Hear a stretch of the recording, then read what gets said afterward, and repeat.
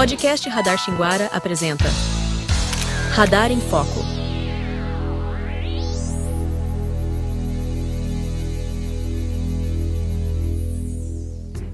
Olá, aqui é William Gonçalves e nesse episódio do Radar em Foco nós vamos acompanhar um pouco do que foi a visita de um grupo de estudantes do terceiro ano do ensino médio da Escola Estadual Senador Catete Pinheiro de Rio Maria, aqui em Xinguara.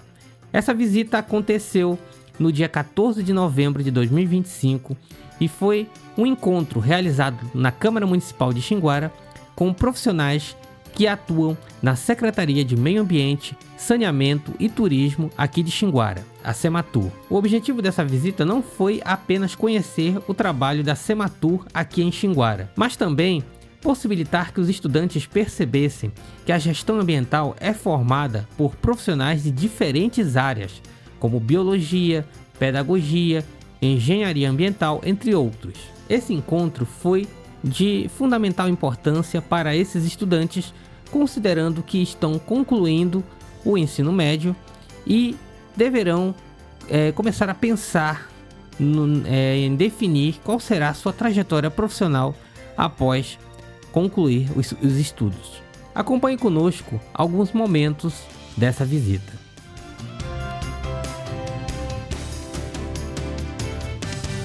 E no primeiro momento da visita, os estudantes foram apresentados à Secretaria de Meio Ambiente, Saneamento e Turismo do município de Xinguara, a Sematur, por meio da exposição do organograma, a organização da estrutura da secretaria e as atribuições que são desempenhadas dentro da gestão ambiental do município.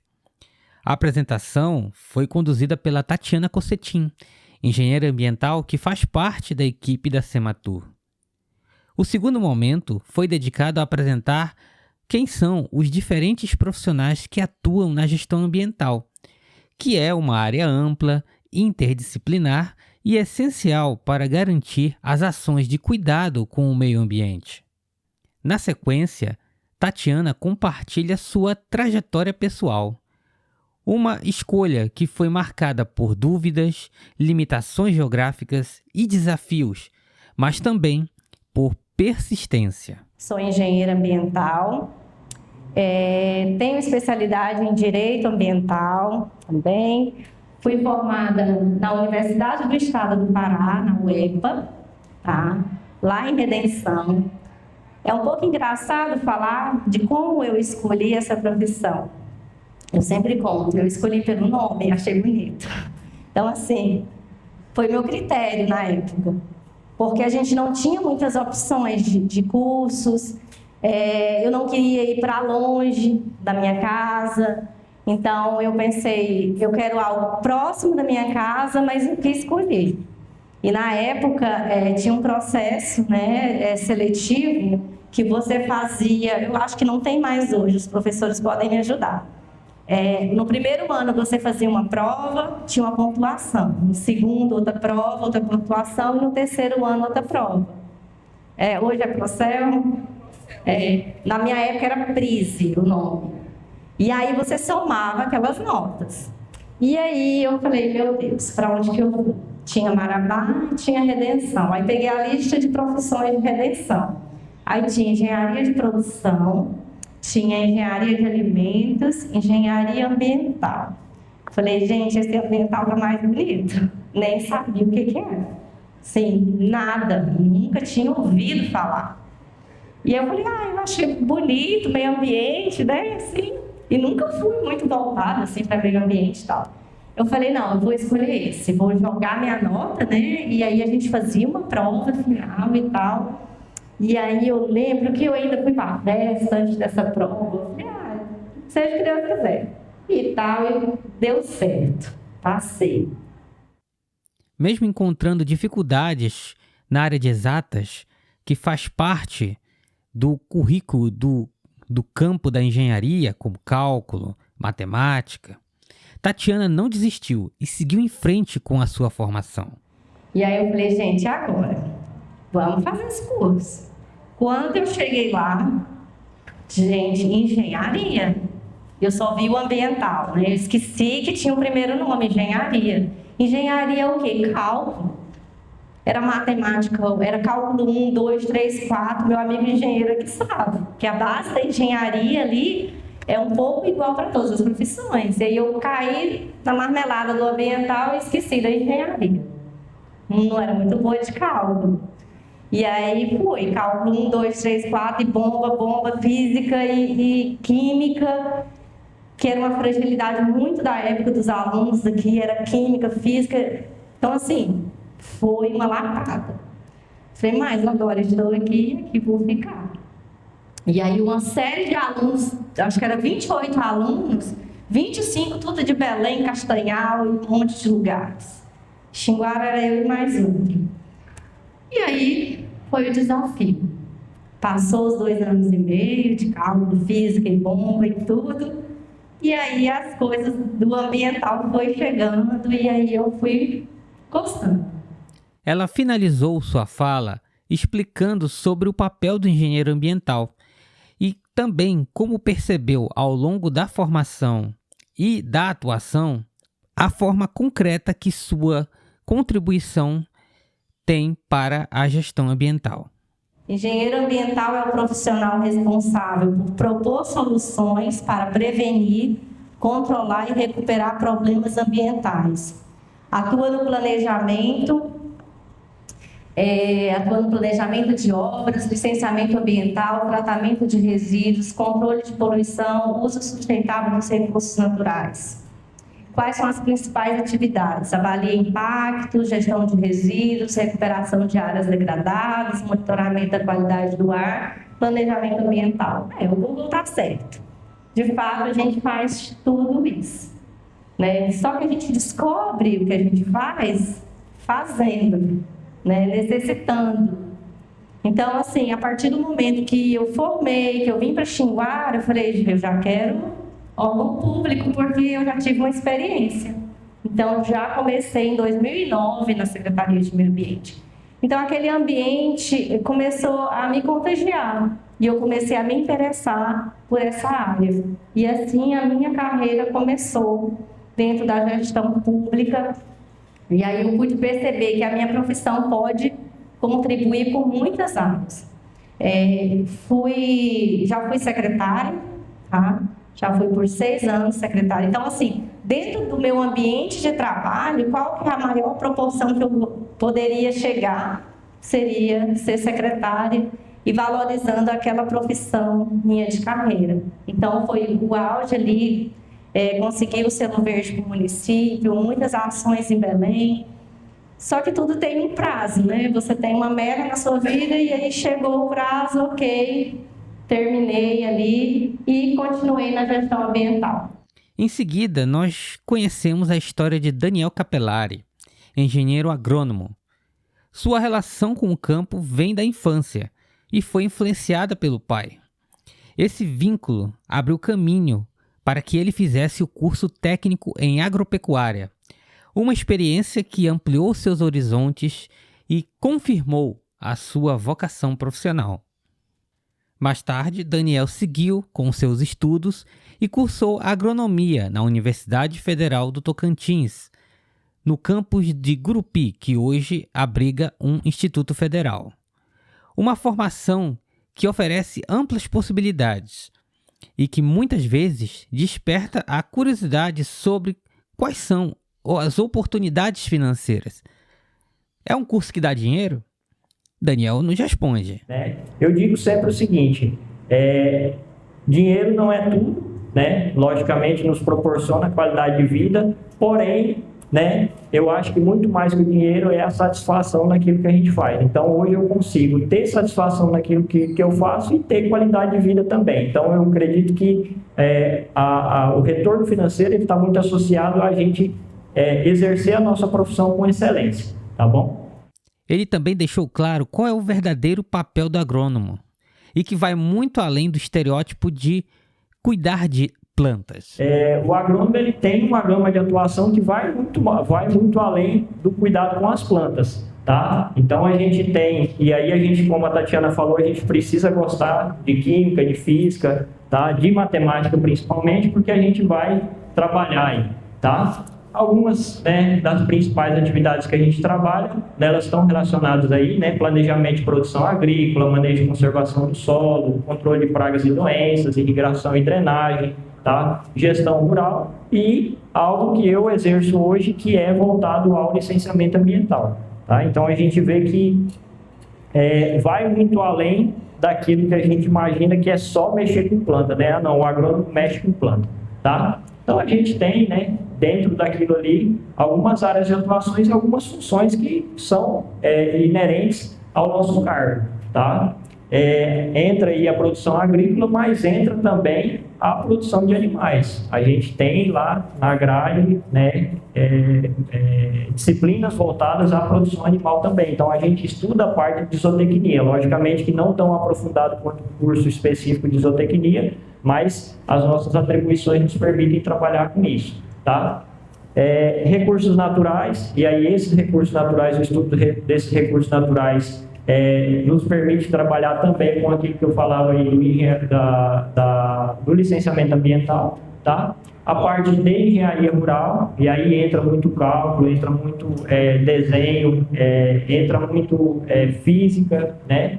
Defesa sanitária e controle de pragas, tá? Tecnologia e pesquisa, hoje é um campo muito interessante. Quem forma em agronomia e vai trabalhar nesse campo é algo que é bastante... tem demanda para profissional nessa área, tá? Gestão e consultoria, né? Eu, antes de ser servidor da secretaria, eu trabalhei com essas duas áreas particularmente, com gestão e também trabalhei com consultoria, tá? Gestão pública. Segurança e processamento de alimentos, tá? Paisagismo, voltado aí à organização do ambiente urbano e fiscalização, né, de atividades voltadas à agronomia e também atuação no setor público. Então, na sua fala, ele também reforçou a importância do Código de Ética e do Conselho de Classe, que são fundamentais para garantir a responsabilidade e a qualidade do trabalho que é desempenhado dentro dessa área. Após a formação, a gente tem que buscar o quê? A gente tem que buscar a validação, né, da nossa formação junto a um conselho específico. Então, esse conselho, ele ordena toda a atuação da profissão, tá? Então, eu não vou desenvolver a atividade da forma como eu imagino que seja, da minha cabeça. Então, a gente tem normatização para isso, tá? E eu trago para vocês aqui, né, voltado à engenharia, não só à agronomia, né, voltado também aí à área de formação da Tatiana, tá? Que a gente deve trabalhar. Eu sei que de repente vocês podem fazer o questionamento, mas nem todos os profissionais, ou eu conheço algum profissional que não segue, né, não trabalha de forma ética, não trabalha de forma profissional, né? Porém, está disciplinado. Então, quando a gente busca, né, se inserir no conselho, o conselho ele nos remete justamente a algumas obrigações que estão previstas aí dentro desse Código de Ética Profissional, que é o que vai embasar a nossa atuação profissional, né? Aí a gente pode se perguntar, esse Código de Ética ele é importante, né? Na minha opinião, sim. Tá? É ele quem vai estabelecer esses princípios éticos que vão nortear a nossa atuação profissional, né? Natureza da profissão, objetivo da nossa profissão, então tudo isso está descrito lá dentro. A honradez da profissão, como que eu devo trabalhar de forma honrada, a busca pela eficácia profissional, né? Está descrita aí dentro desse Código de Ética, né? Então, a gente tem diversos princípios éticos que vão nortear. Mas eu acredito que o principal, quando a gente fala, né, do Código de Ética, tá, é que ela estabelece o que a gente busca, não só na profissão, mas a gente busca lá fora também como cidadão, que é o quê? Nossos direitos e deveres. Então, como cidadão, se a gente tem direitos e deveres, como profissional, a gente precisa ter em mente que a gente também tem direitos e deveres, porque senão a nossa profissão, de repente, ela vai ser desenvolvida de forma, né, equivocada e em algum momento isso vai, né, trazer um prejuízo, seja para nós ou seja para quem a gente convive, tá bom? E seguimos com Juliana Silvério de Almeida, bióloga licenciada pela UFPA. Ela começa explicando qual é o papel do biólogo, os seus pilares de atuação e a variedade de áreas em que esse profissional pode estar atuando. O biólogo, ele estuda os seres vivos, mas estuda os seres vivos e a interação desses seres vivos no ambiente. Então, o biólogo, ele estuda a vida em todas as suas formas, trabalha em todas as suas áreas, ou seja, os seres vivos em si e a relação dele no meio ambiente. E a área de atuação do biólogo, ela está em 3 pilares. É muito ampla, é muito vasta essa área do biólogo. Mas ela está em 3 pilares básicos, que é a biotecnologia e produção, meio ambiente e biodiversidade e a saúde. Juliana também esclarece qual é a diferença entre a formação em licenciatura e bacharelado, ajudando os estudantes a compreender melhor quais são esses caminhos possíveis dentro da formação em biologia. E a diferença é que todos eles podem atuar, tanto licenciatura quanto bacharelado, nas pesquisas. A única diferença é que o licenciado ele tem uma carga horária maior, porque o licenciado ele pode atuar como professor. Né? Inclusive, eu sou licenciada e atuo como professora de ensino médio. Né? Eu posso trabalhar tanto com fundamental quanto ensino médio. Então, a diferença está aí, nessa questão da carga horária. A licenciatura geralmente é uma carga horária maior, devido às disciplinas específicas para atuar em sala de aula, como professor, e o bacharel ele não pode atuar no ensino fundamental nem no ensino médio, né? Aí, para ele atuar, ele pode futuramente atuar? Sim. Um bacharel, ele pode vir atuar. O que ele tem que fazer? O que ele precisa quando ele termina? Fazer uma complementação. Então, um bacharel, ele pode estar trabalhando com ensino médio, pode estar dando aula de biologia, mas ele tem que fazer uma complementação, porque a carga horária do bacharel é uma carga horária reduzida. Lá na graduação, ele não vê as disciplinas relacionadas à área de atuação em sala de aula. Além disso, ela explica como funciona a regulamentação da profissão, reforçando a importância da atuação responsável, que é orientada por leis e diretrizes. Todo biólogo, ele tem que estar regulamentado. Aonde tem aí, coloquei a carteirinha do Conselho Federal de Biologia. Então, biólogo, nós temos aqui, no nosso país, o Conselho Regional. O Conselho Regional, que ele é dividido por regiões, nós temos, se não me engano, são 10 conselhos regionais. Nós aqui da nossa região, quem for fazer aqui na nossa região, no nosso estado, vai para o Conselho Regional, se for registrar, se for trabalhar, se for atuar como biólogo, porque é obrigatório você ter a carteirinha do biólogo. Vocês forem trabalhar aqui, vão se registrar no Conselho CR-Bio 06, que é o da nossa região. Daqui a pouquinho eu vou, no outro slide ali, mostrar para vocês. Então, olha só, essa nossa profissão de biólogo, ela veio ser regulamentada lá em 1976, né? A Lei 6.684 de 79, que regulamenta a profissão do biólogo. Então, todo biólogo, ele tem que fazer o seu registro. E por que fazer esse registro? Todo professor, todo pesquisador tem que fazer? Sim. São consideradas atividades de cargo e função técnica. Tanto faz se é professor, se é pesquisador, se é um assessor que vai apenas fazer um projeto e prestar assessoria numa empresa. Todos eles precisam, independente do registro no conselho. Independente da profissão, biólogo, biologista, professor, técnico de nível superior, tecnologista, tecnologista, perdão que eu fui ler ali embaixo, laboratoricista de nível superior, perito, analista, agente fiscal, pesquisador, responsável técnico, qualquer área, qualquer sub-área que vocês estiverem atuando, tá? Vocês têm que ter o registro de vocês lá no conselho. Ela ainda compartilha quais foram os motivos que a levaram a escolher a biologia. Uma decisão que vai muito além do interesse científico e se conecta com a identidade, paixão e o propósito. No meu ensino médio, eu tinha ido estudar fora daqui, né? E lá eu estava fazendo sempre vestibular para odonto, na verdade. E aí, na época, isso que 99, né? Quanto tempo já faz? Já tô quase que aposentando.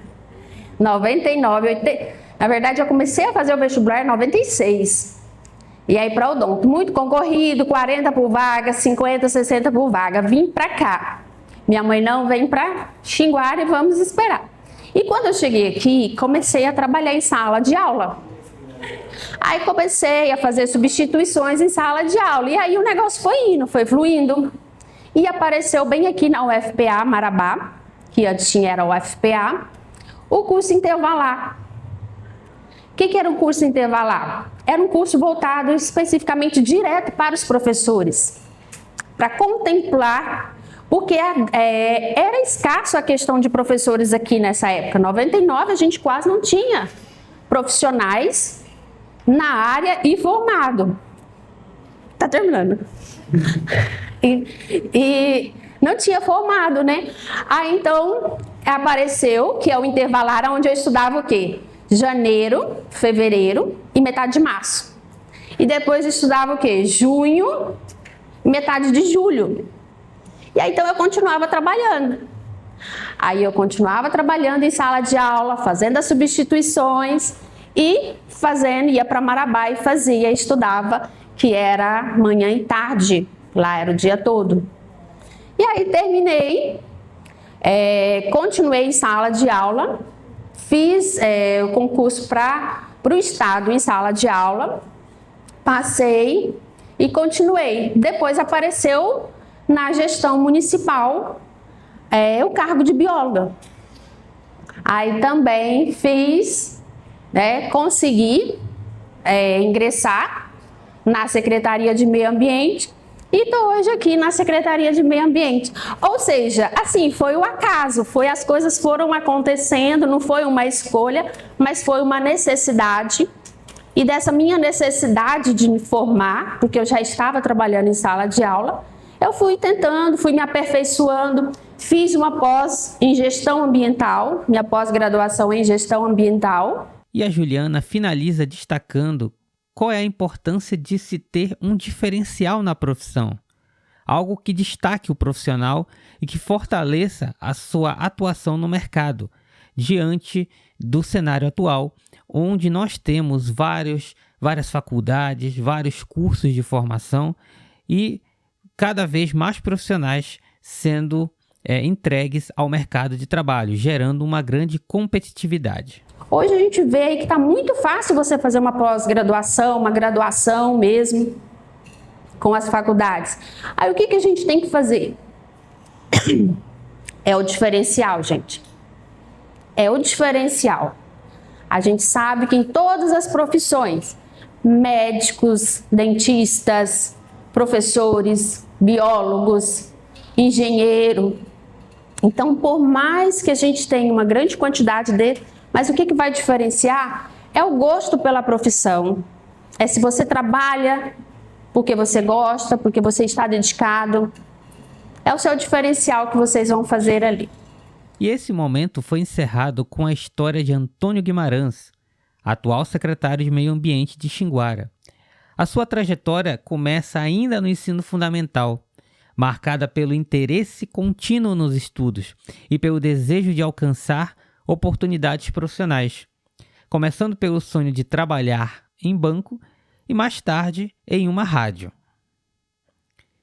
Ao perceber a necessidade de avançar, ele concluiu o ensino médio e continuou estudando. A partir do Plano Territorial Participativo, PTP, surgiu a oportunidade de fazer vestibular pela UEPA, Universidade do Estado do Pará. Mesmo não sendo o curso de seus sonhos, aproveitou a chance e escolheu pedagogia. E essa decisão abriu novas portas para ele. Antônio também deu orientações importantes aos jovens estudantes, destacando a importância de se preparar, buscar formação e aproveitar as oportunidades que surgem ao longo da vida. Primeiro, é você se identificar, porque tudo que foi dito aqui foi apresentando para vocês aquilo que vocês puderam ver e identificar. Isso é importantíssimo, porque na minha quinta série, dizia uma professora, era preciso que ainda lá na quinta série, né, pudesse ter orientação vocacional, para que quando chegasse no ensino médio, e antigamente eram os ensinos técnicos que retornam agora, já pudesse ter uma identificação vocacional. Isso é importante.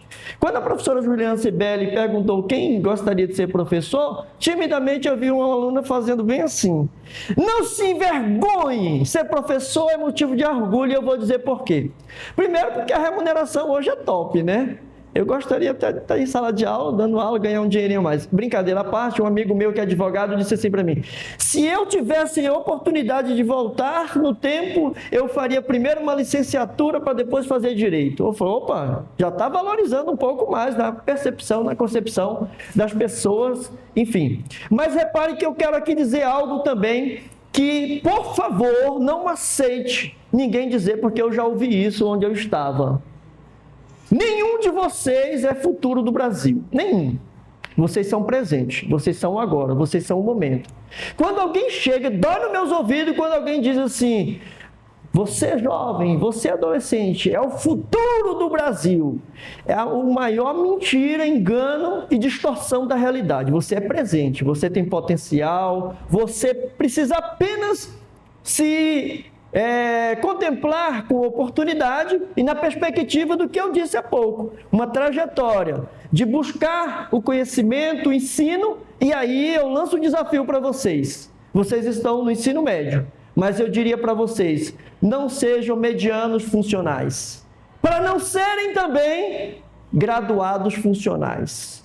E o que é isso? É o que já foi dito aqui. Quem se graduou não parou no tempo para dizer: eu estou graduado, e pegar o diploma, colocar debaixo do braço, sair batendo nas portas, oportunidade de emprego, e não conseguir, se frustrar. Ah, eu sou graduado, estou frustrado porque não estou tendo oportunidade.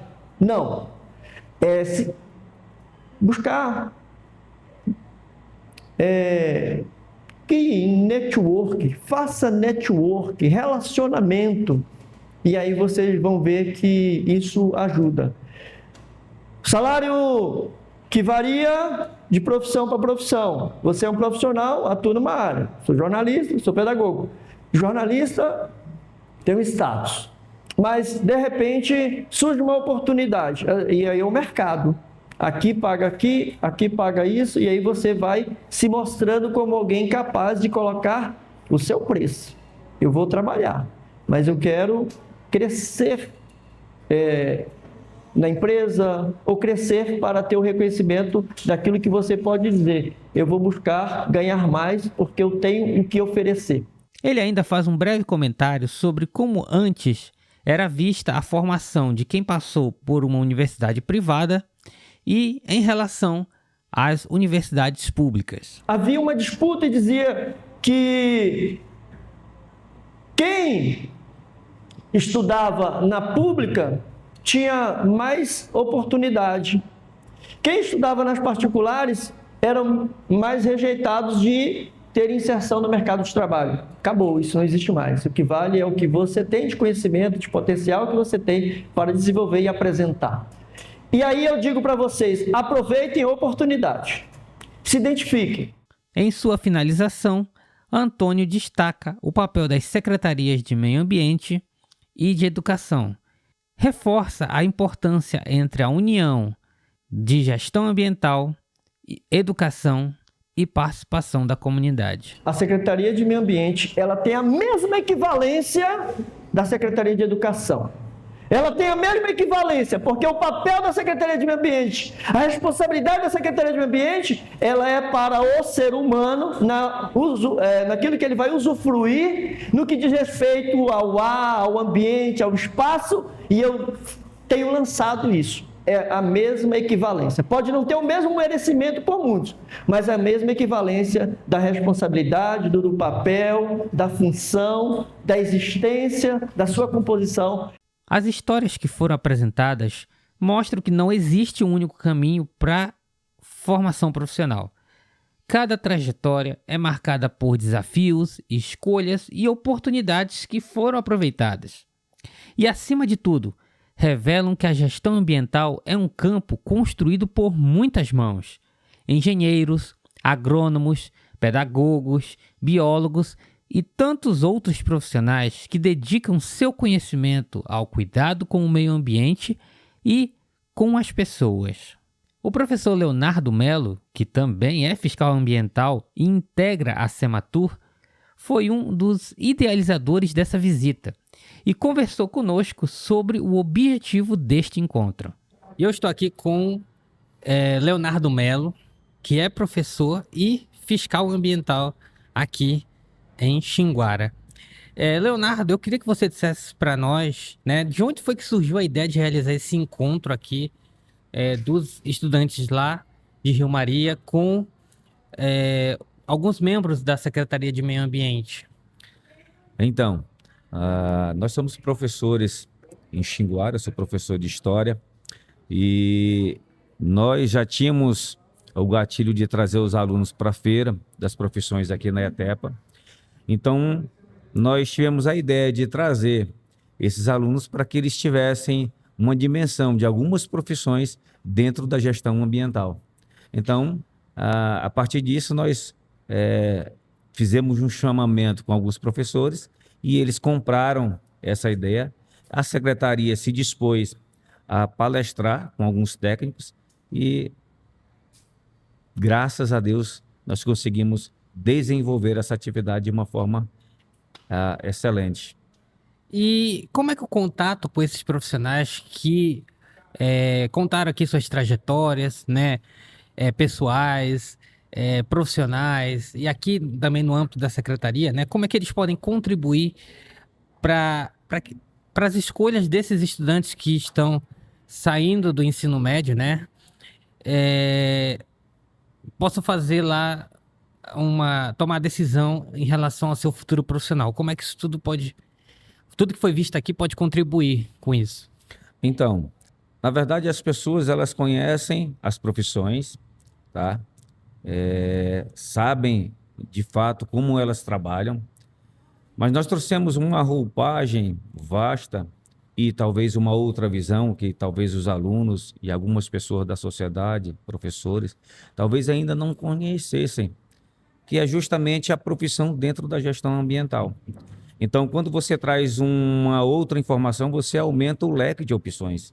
Então, a nossa intenção é justamente essa, de aumentar o leque de opções para esses alunos que já estão terminando o ensino médio e vão se ingressar nas suas faculdades ou nas profissões o qual eles vão escolher aí para o resto de suas vidas. Então, a gente fez um alargamento aí de informações e de horizontes para que verdadeiramente eles tenham convicção daquilo que eles escolheram. Tá certo. Então eu agradeço pelo depoimento aqui, né, em relação a essa visita, né, que aqui, enquanto Secretaria de Meio Ambiente, vocês receberam, né, esse contato aí com essa juventude, né, para mostrar aí quais são os caminhos possíveis dentro de cada área de formação. Nós que nos sentimos contemplados, porque tem uma pasta dentro da nossa secretaria que é justamente a de educação ambiental, e foi uma satisfação imensa recebê-los aqui no nosso município de Xinguara, tá? Para essa ação, para essa atividade, né, que envolveu aí os alunos do terceiro ano da Escola Catete Pinheiro de Rio Maria. E é uma satisfação incrível sermos referência justamente nessa área ambiental. Tá? Interessante você ter destacado que vocês atuam muito nessa questão da educação ambiental, né? Isso. Nós temos uma pasta exclusiva dentro da secretaria que lida justamente com essa questão da educação ambiental. A gente entende que quando nós mudamos a mente, nós mudamos os nossos hábitos e a partir daí nós temos um meio ambiente ou um ambiente ecologicamente correto. Inclusive, você é professor, algumas pessoas que falaram aqui também têm essa formação na área da licenciatura, então isso contribui muito, né, para essa questão. Na verdade, a gente, como eu tenho dito, a gente tem aumentado esse leque. Eu sou professor de História na rede estadual. Também sou fiscal ambiental aqui no município de Xinguara. E é importante esse diálogo entre os órgãos ambientais e principalmente entre o órgão ambiental e o órgão educador, né? Que são as escolas, os alunos. Tá certo. Então, obrigado aí pela sua participação aqui no Radar Xinguara. Nós que agradecemos e que as pessoas elas têm entendimento da profissão e do rumo que elas estão tomando, tá? Como foi dito aqui, nós somos o presente e nós precisamos transformar o futuro.